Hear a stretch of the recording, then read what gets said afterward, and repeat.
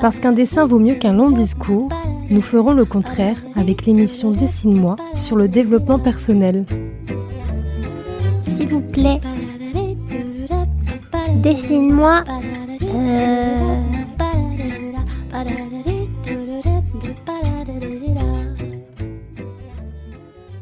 Bonjour à tous, nous nous retrouvons pour notre émission mensuelle Dessine-moi avec Didier Gus, bien entendu. Bonjour Didier. Bonjour. Et aujourd'hui, donc, Didier, nous allons aborder le thème du couple. Oui. Quelle question ce thème du couple. C'est vrai qu'on n'a pas trop l'habitude, on voit les gens en couple et puis on se dit, voilà, ils sont en couple. Mais qu'est-ce que ça veut dire d'être en couple ? Qu'est-ce que ça veut dire se rencontrer finalement l'un à l'autre et ensuite, comment vivre en couple ? Et par rapport à la première émission qu'on avait fait justement sur la connaissance de soi et le vivre ensemble, on va voir là que finalement il y a vraiment un lien très direct entre les deux, entre chaque identité qui se trouve au sein du couple et puis le couple en tant qu'entité même. Tout à fait. Et on verra également qu'il y a quelques contradictions si on se réfère à l'évolution justement du couple. Alors, le couple. Avant d'aller vers le couple, essayons de... Moi, je voudrais inviter les auditeurs à cette réflexion-là. Qu'est-ce qui se passe à un moment donné quand deux personnes ne se connaissant pas marchent dans la rue, par exemple, prenons cet exemple, marchent dans la rue, puis d'un seul coup, on ne sait pas pourquoi, ils se rencontrent. Qu'est-ce qui fait que on se sent attiré l'un vers l'autre? Et vraiment, je parle d'attirance parce que c'est vraiment ça, c'est que on pourrait rencontrer tout le monde, les 7 milliards d'individus, et ben non, on va rencontrer cette personne-là, et c'est vraiment cette personne-là qui va faire qu'à un moment donné, on s'arrête, il y a quelque chose qui se passe. Et ça, c'est vraiment très, très important. Et on pourrait, ceux qui sont en couple depuis quelques mois, quelques années, poser un regard un peu sur le passé, sur la première fois qu'on s'est rencontrés. Qu'est-ce qui a fait que c'est cette personne-là qu'on a choisi, on s'est choisi finalement. Voilà. Donc ça, c'est très important. Et alors, on peut parler de l'aspect physique du coup, mais pas tel qu'on l'entend. C'est-à-dire pas cet aspect physique, il est beau, elle est belle, ou je sais pas trop quoi, voilà. Non. Qu'est-ce qui fait que dans son regard, qu'est-ce qui fait que dans sa posture, qu'est-ce qui fait que dans sa façon de parler, qu'est-ce qui fait dans ses yeux, dans sa bouche, voilà, dans les mains, tout ça, qu'est-ce qui fait que oui, c'est lui, c'est elle, c'est cette personne-là, voilà. Qu'est-ce qui fait ça? Il est vrai, et on le voit justement, comme vous dites Didier, quand on marche à la rue, certaines personnes dégagent une lumière. D'autres pas. Alors, est-ce que la personne qui dégage une lumière ne la dégage que pour l'être qui, a priori, va pouvoir fonctionner avec elle, ou est-ce que, effectivement, c'est quelque chose de plus complexe ? Non, c'est pas plus complet. Moi, je pense, en tout cas, que cette lumière, elle est bien particulière. Si on reprend l'image de la lumière, elle est bien particulière. Elle est bien adressée à une personne.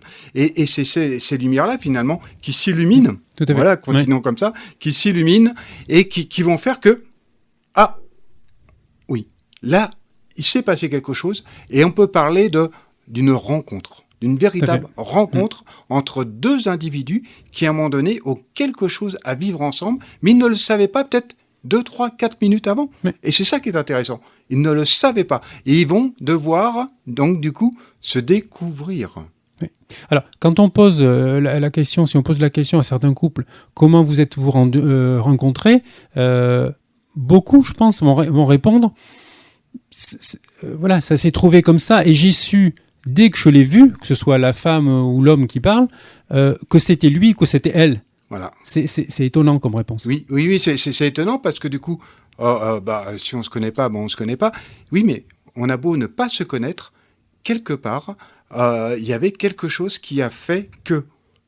Je dis bien qui a fait que, et je veux pas aller au-delà parce qu'il y a tellement, chaque rencontre étant une et unique, donc on pourrait en citer plein. Donc qui a fait que c'était ça, voilà. Et ça, je crois qu'au niveau du couple, après, il faut pas l'oublier. Il faut pas l'oublier. Il faut le garder en mémoire parce que c'est ce qui va nous permettre, enfin, ce qui va permettre au couple de cheminer tout au long de son existence en tant que couple. Tout à fait. Alors, pour revenir à l'émission précédente, effectivement, il y a cette lumière, il y a cette attirance l'un vers l'autre, mais encore faut-il avoir la volonté de découvrir l'un et l'autre, Et oui. de se découvrir chacun. Exactement, se découvrir chacun. Et là, c'est juste. Hein. Et alors, ça fait appel à quelque chose, du coup. Se découvrir chacun, ça fait appel à ce que je vais nommer comme étant le sacrifice. Mais pas le sacrifice tel qu'on l'entend habituellement. Le sacrifice dans le sens de... Dans sacrifice, il y a sacre, sacré. Et bien, ça veut dire aussi se consacrer à. Voilà. Et donc, quand on est en couple, oser prendre du temps, oser aller à la rencontre de l'autre, voilà, pour apprendre à connaître l'autre. Et ça, c'est vraiment important. C'est-à-dire que quand on donne un espace à l'autre, en tant que couple, on lui donne cet espace de dire, ben voilà, je suis présent et je suis dans cette présence pour permettre de vraiment te découvrir et t'aider à dire, voilà qui je suis, par rapport à la première, Émission. à la première émission, la connaissance de soi, voilà qui je suis, bah, c'est ça aussi le couple. Et c'est ça aussi aimer l'autre, c'est aussi permettre à l'autre de pouvoir s'exprimer, de pouvoir, à un moment donné, rendre visible l'invisible. Tout à fait. Alors, c'est ce que j'allais poser comme question. Est-ce que, dans ce contexte-là, est-ce que l'objectif est justement de ne plus rien cacher à l'autre ? Est-ce que c'est mettre carte sur table de façon à pouvoir se connaître l'un et l'autre ? En tout cas, je dirais que c'est l'occasion de permettre à chacun de pouvoir vraiment exprimer son individualité. De se dévoiler. Se dévoiler, voilà. Oui. Se découvrir, se dévoiler. Pourquoi on s'est rencontrés ? Quel est l'objectif de notre rencontre ? Quel est l'apport de chacun ? Qu'est-ce que l'autre m'amène à moi ? Mais qu'est-ce que moi j'amène à l'autre ? Et finalement, ensemble, qu'est-ce qu'on peut mener aussi ensemble ? Et comment on peut le vivre aussi ensemble ? Donc on voit bien qu'il y a la connaissance de soi, tout à fait. Voilà, l'individualité, voilà, et puis de chacun donc, voilà, des deux personnes qui vivent en couple, et puis également, il y a le vivre ensemble, mais le faire ensemble. Oui. Hein. Alors, quand on parle d'individualité, individualité ne signifie pas forcément le sosie de l'un et de l'autre. Individualité, ça signifie avoir des individualités, donc des différences l'un par rapport à l'autre. Et c'est ce qui peut permettre justement de nourrir ce couple. Tout à fait. L'individualité, c'est quoi ? L'individualité, c'est ce on avait dit déjà la dernière fois, un unique indivisible. Hein. Oui. Donc c'est bien ça. Mais c'est important de le rappeler. Et donc à partir de là, un couple, c'est deux entités. Et ces deux entités, finalement, sont différentes. Mais c'est cette différence et cette complémentarité qui va faire la richesse du couple, du coup. Et c'est bien ça qu'il faut mettre en lumière. Hein. On parlait de lumière tout à l'heure.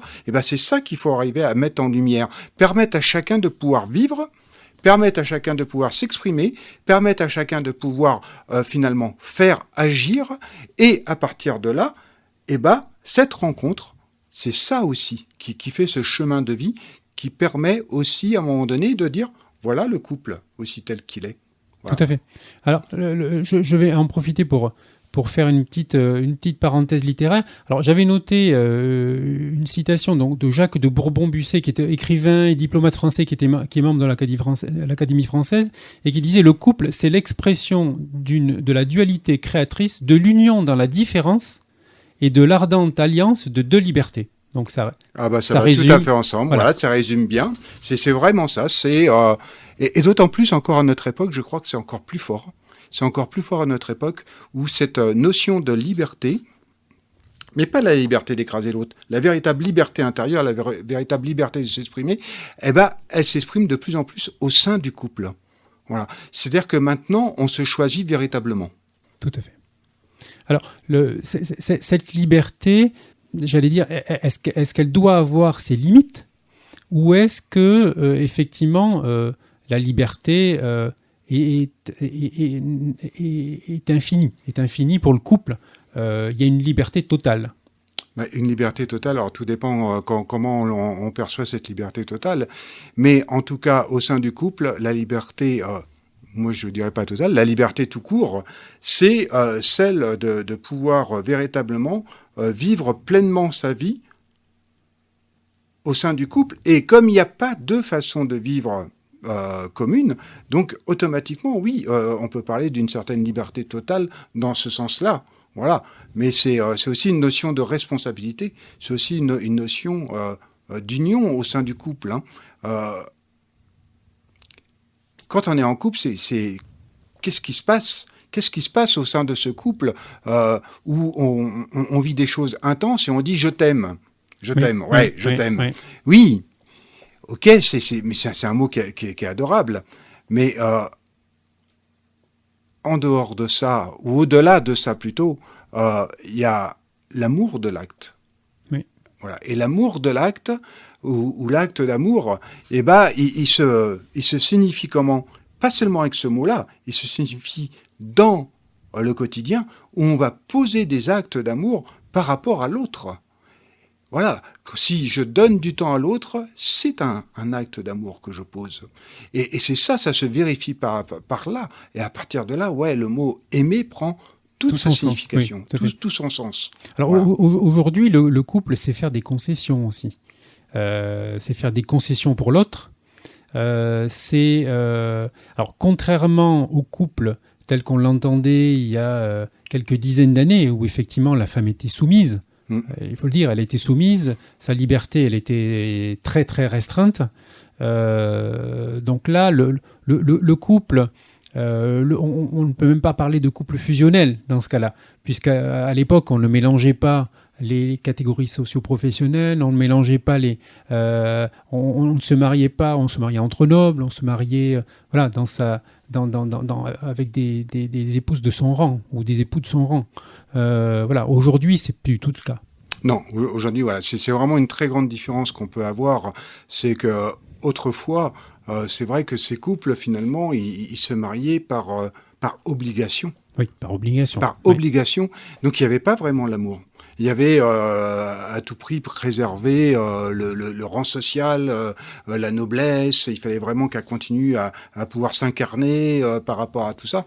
Et puis, voilà, au fil du temps, l'humanité a aussi progressé, a aussi avancé, a grandi. Et donc, du coup, maintenant, ce sont des choix. Et dans les rencontres humaines qui se font, c'est vraiment un choix.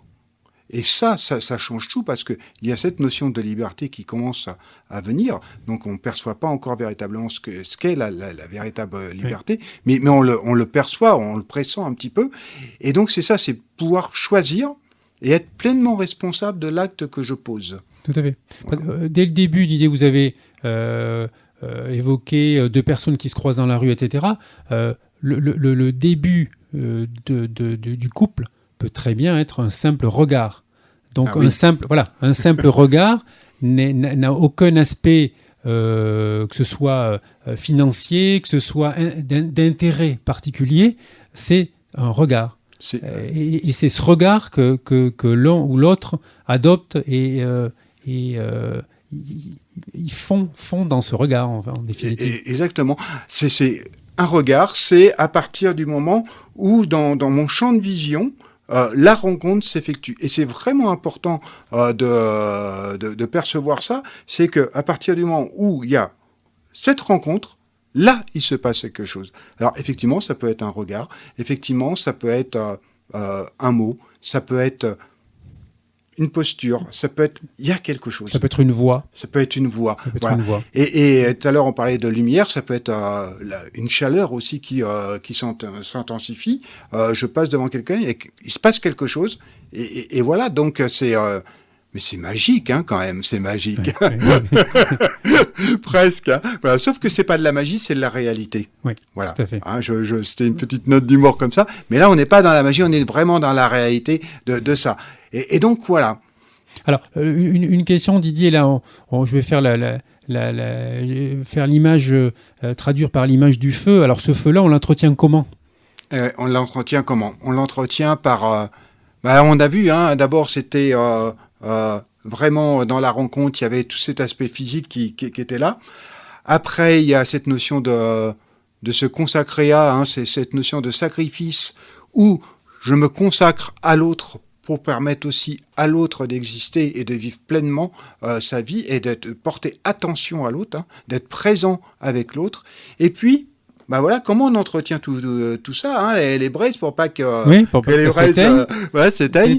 Et il y a un autre mot qui pourrait venir aussi là, et là aussi c'est la communion. Oui. La communion. Voilà. Et là aussi, il faut bien comprendre le mot. Dans communion, il y a commun. Qu'est-ce qui nous est commun à tous les deux ? Et à partir de là, dans ce qui nous est commun à tous les deux, c'est ça qu'il faut entretenir. Voilà. C'est depuis le début, pourquoi on s'est rencontrés, qu'est-ce qu'on vit ensemble, voilà. Qu'est-ce qu'on s'apporte mutuellement ensemble, voilà. Pourquoi, qu'est-ce qu'on a à faire ensemble aussi, oui. On l'oublie, voilà. Et à partir de là, tout ça, il faut l'entretenir. Alors bien sûr, un couple qui a 10 ans d'existence, par exemple, il évolue aussi. Il se transforme, il se métamorphose. Et donc, tous les deux vont se métamorphoser et vont s'accompagner mutuellement. Voilà. Alors, dans un couple, donc il y a les premières années, puis effectivement, au-delà de... alors, il est commun de dire qu'au-delà de 7 ans, le couple doit vraiment rester très uni de façon à pouvoir éviter de tomber dans une monotonie ambiante. Qu'est-ce qui fait justement qu'on franchit ce premier cap ? Alors 7 ans, il y avait un film qui était paru, c'était 3 ans. Oui, c'était 3 ans. C'est on a rallongé un petit peu. mais oui, non, mais c'est vrai, il y a les premières années où tout va bien, puis à un moment donné, on s'éteint. Et voilà. On s'éteint aussi parce que on n'est plus présent à l'autre. On ne fait plus attention à l'autre. On est rentré dans une monotonie. On est rentré dans des habitudes. Et puis, on n'a plus de projet de vie. Alors, est-ce à dire que on se connaît trop bien ? Non. On se connaît pas assez. Voilà. On se connaît pas assez. On ne fait plus la démarche. On fait plus la démarche d'aller vers l'autre. On fait plus la démarche de faire attention à l'autre. On est rentré dans cette monotonie de vie. Dans les années 60, c'était métro boulot dodo. Oui. Et c'est un peu ça. Et donc maintenant, on allume. Non plus la télé, mais le portable. Oui. Et puis, on oublie l'autre. On oublie l'autre parce qu'on ne prend plus le temps, parce qu'on est pressé. Le temps nous presse. Et donc, il faut se dépresser de tout ça. Ça veut dire qu'à un moment donné, il faut prendre le temps, arrêter, éteindre tout, et puis regarder l'autre et de dire « Waouh ! Ah, mais on est encore là ! Waouh, c'est génial !» Alors, si on regarde aujourd'hui les couples de la génération actuelle, on peut très bien voir un homme et une femme, chacun de son côté, sur son portable, sur sa tablette, en train, de façon individuelle, on va dire, de consulter Internet ou mais sans pour autant avoir cette fusion qui semble nécessaire dans tous les cas. Oui, parce que là, du coup, ils sont tous les deux, par exemple, si on reprend l'idée de la tablette, ils sont tous les deux sur la tablette, ils vivent leur truc, ils sont en train de tchatcher avec je sais pas trop qui, et puis... par procuration, c'est mais... Est-ce que c'est un couple par procuration ? Je sais pas si c'est pas par procuration, mais en tout cas, c'est un couple qui se met ensemble, qui vit ensemble pour... peut-être éviter d'être seul, ou éviter le stress, ou éviter l'ennui, ou éviter ou la peur de l'autre. On voit de plus en plus, et il y a cette peur de s'engager aussi véritablement. Et quand on est en couple, on doit aussi aller vraiment s'engager à fond. Voilà. Il n'y a pas de demi-mesure dans un couple, je pense.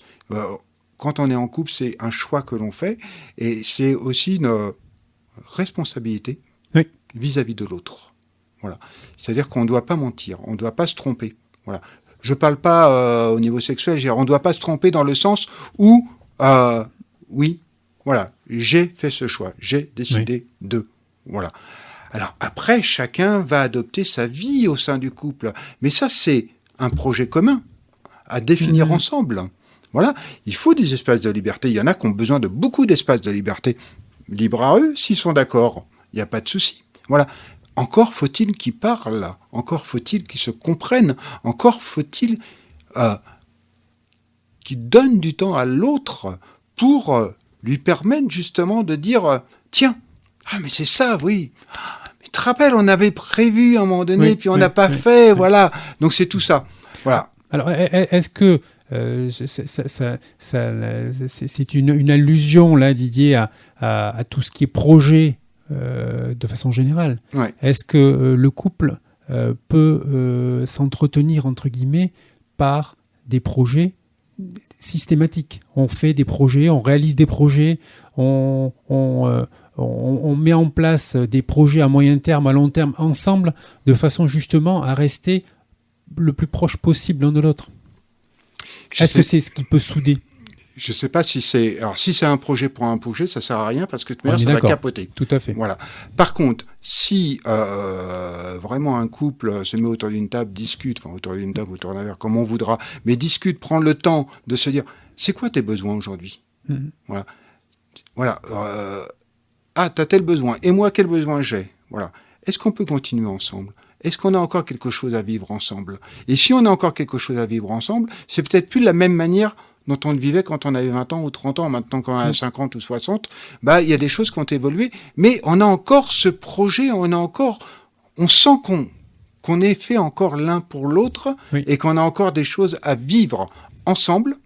Et donc, ça, c'est un projet pour moi. Tout à fait. Alors, là, jusqu'à présent, on parle du couple, mais on ne parle pas du couple en tant que famille, c'est-à-dire du couple avec enfant. Tout à fait. Donc, quand on parle de projet, il y a le projet d'avoir un enfant. Ouais. Donc, comment ça peut se traduire? Qu'est-ce qui fait qu'aujourd'hui, justement, on parlait des couples actuels qui sont plutôt libres l'un pour l'autre, libres l'un et l'autre dans leurs actions. Qu'est-ce qui fait qu'aujourd'hui, avoir le projet d'avoir un bébé peut les réunir à nouveau ou pas? On pourrait se demander, par rapport à l'enfant qui va naître, on pourrait peut-être se poser la question, finalement, qu'est-ce qui... quand deux personnes ont une envie d'un seul coup d'avoir un enfant, pas d'un seul coup, mais d'avoir un enfant, il y a quelque chose à l'intérieur qui se passe. C'est comme si on était appelé. Voilà. En tant que parent, on sent bien je suis appelé, j'ai vraiment envie d'avoir cet enfant. Mais est-ce que c'est pas l'enfant qui nous appelle aussi? Et ça, on pourrait peut-être se poser la question quand même. Et donc, du coup, qu'est-ce que cet enfant, ce projet d'avoir un enfant, va nous relier? Qu'est-ce qui nous relie? Parce que l'enfant devient finalement, il est au cœur de tout ça. Tout à fait. Au cœur, voilà. Et s'il est au cœur, qu'est-ce qui fait que chaque personne va se relier à cet enfant pour continuer son chemin de vie commun, finalement? Qu'est-ce qui fait ça? Et ça, c'est une véritable question à poser.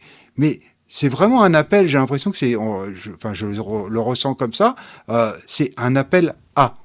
Voilà. Et donc, il faut, quand il y a ce projet d'enfant, bien comprendre pourquoi je veux un enfant. Qu'est-ce qui me motive? Moi, je me souviens, si on prend le cas des anciens, les anciens disaient toujours qu'une femme qui ne devient pas mère n'a pas réalisé son vrai bonheur. C'est-à-dire qu'une femme dans le couple, oui, une femme qui devient mère a réalisé sa vie. Pour les anciens, c'était ça. Pour les anciens, c'était ça. C'était ça, oui, mais là, c'était aussi une perception de la femme vraiment très restrictive du coup. Parce que la femme qui devait obligatoirement, son rôle sur Terre, c'était enfanter. Voilà. Aujourd'hui, c'est plus ça. Aujourd'hui, on n'est plus dans cette dimension-là. Aujourd'hui, et c'est pas seulement l'émancipation de la femme comme on peut l'entendre, c'est aujourd'hui la femme a toute sa place, tout son rôle aussi en tant que femme, mais au-delà de femme, d'abord en tant que personne, en tant qu'individu dans la société. Et je crois que c'est ça qui est important. Et donc, du coup, maintenant, c'est plus l'homme qui décide à lui tout seul ce que la femme doit devenir. Mais c'est bien, finalement, et la femme et l'homme qui décident ensemble le devenir de chacun. Tout à fait. Voilà. Et, Ouais. et ça, du coup, ça renverse tout. C'est que la femme, maintenant, dit non. Oui. Et elle peut le dire. Voilà. Avant, elle n'avait pas le droit de dire non. Mhm. Voilà. Avant, elle était obligée de dire oui et de tout faire. Maintenant, non, ça a tout changé. Et ça a tout changé également aussi dans les relations de couple, quelles que soient les orientations de couple. Mais ça a tout changé où on sent bien qu'on parle d'individualité du coup. Tout à fait. Alors, oui, parce qu'on parlait de cette flamme, de la braise à entretenir, mais un couple qui décide d'avoir un enfant, c'est une nouvelle petite flamme qui va perpétrer cet amour, en fait. Oui, c'est vrai. Mais il y a quelque chose d'autre qui arrive. Du coup, du couple, on passe à la famille. Oui. Voilà, on est sur une autre dimension, du coup. Et donc après, ce qui va leur être demandé aussi, c'est de faire cette distinction entre le couple et la famille. Voilà, pour pas tout mélanger. Parce que dans la famille, il y a l'enfant. Et l'enfant, c'est aussi une entité, c'est aussi une individualité. Et il doit aussi avoir sa place et sa juste place. Voilà. Et souvent, là aussi, on confond un peu les choses. Et ce qui est un peu dommageable, du coup. Tout à fait. Alors, est-ce qu'on peut en arriver à dire que, pour certains couples, le fait de devenir une famille peut pénaliser la pérennité du couple ou pas ? Elle ne pénalise pas si les choses sont bien mises à leur place, je pense. Si on sait faire la différence entre ce qu'est un couple et une famille, à partir de là, je pense que tout va bien, tout se passe bien. Relativement, il y a toujours les petites engueulades et tout, mais ça c'est normal. Voilà, ça fait partie du jeu. C'est plus que normal, c'est indispensable pour moi. C'est indispensable, voilà. Il en faut un Sinon, petit peu. on tombe justement dans cette monotonie. Voilà, tout à fait. Et puis, donc voilà. Non, mais il faut vraiment mettre les choses à leur place. Il y a un autre thème que j'aimerais aborder, c'est au sein du couple aussi, pour essayer de terminer la boucle, c'est de dire, et quand il y a séparation ? Oui. Quand il y a séparation, qu'est-ce qui se passe ? Alors, ce qui se passe souvent, c'est finalement, c'est que chacun se dispute et puis d'un seul coup, on s'aime plus. Ah, on s'est aimé pendant 10 ans, puis d'un seul coup, on s'aime plus et on trouve plein de torts et tout devient noir, négatif. Et je voudrais inviter également à cette réflexion-là de dire, et si au lieu de se dire cela, on faisait le point, on s'asseyait simplement et de se dire, voilà, on a passé X temps ensemble et finalement, on avait quelque chose à vivre ensemble. Et puis, il se trouve que maintenant, nos chemins divergent. Parce que ce qu'on devait vivre ensemble, on l'a vécu. Et merci. Et merci pour le cadeau. Et merci de m'avoir donné tout ça, finalement. Merci de m'avoir permis de vivre tout ça.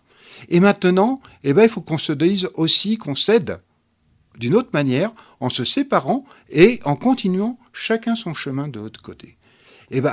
Si on faisait ça, alors, il y aurait peut-être un peu moins d'avocats qui auraient du travail, oui, ça c'est vrai, mais alors, il y aurait beaucoup moins de conflits, et la vie serait tellement plus belle, et les relations humaines tellement plus belles, parce que du coup, on pourrait continuer à voir combien il y a de couples qui se déchirent et tout, parce qu'on ne prend pas ce temps-là, parce qu'on ne réfléchit pas à ça, que finalement, au début, on s'est rencontrés, c'était pour mener quelque chose ensemble, pour permettre que quelque chose puisse s'incarner, et puis arrive à un moment donné, il y a aussi cette possibilité qu'on est amené à se séparer pour continuer chacun son chemin. Tout à fait. Alors, en 2 mots, Didier, vous dites, la séparation d'un couple n'est pas forcément un échec. Non, non, pas du tout. C'est pas du tout un échec. Ça peut être la fin d'une belle histoire d'amour, c'est le cas de dire, mais pas forcément un échec. Parce qu'on a des cas, alors plus nombreux qu'on ne le pense, je pense, où un couple se sépare, puis se remarie. Ouais, c'est ensemble. C'est vrai. Ça arrive. Oui. Ou alors, même un couple qui ne veut pas se remarier parce que quand il s'est marié, justement, c'est vrai que ça allait plus. Oui, mais c'est tout ça, finalement. Voilà, on voit bien que c'est pas simple. Mais surtout, non, il n'y a pas d'échec. Il n'y a pas d'échec. C'est le début de quelque chose d'autre. Tout à fait. On continue le chemin. Voilà. Et donc, à partir de là, non, c'est surtout pas un échec parce que l'échec, ça a été qu'il ne fallait pas se rencontrer. Oui. Voilà. Oui. On s'est rencontrés, on a mené des choses ensemble. Waouh, la vie est belle. Didier, merci. Sur cette note positive, nous terminons donc cette émission consacrée au couple et nous vous disons à bientôt pour un nouveau thème. À très bientôt. Bonne Au journée. revoir. Au revoir. Parce qu'un dessin vaut mieux qu'un long discours, nous ferons le contraire avec l'émission Dessine-moi sur le développement personnel. S'il vous plaît. Dessine-moi. C'était l'émission Dessine-moi.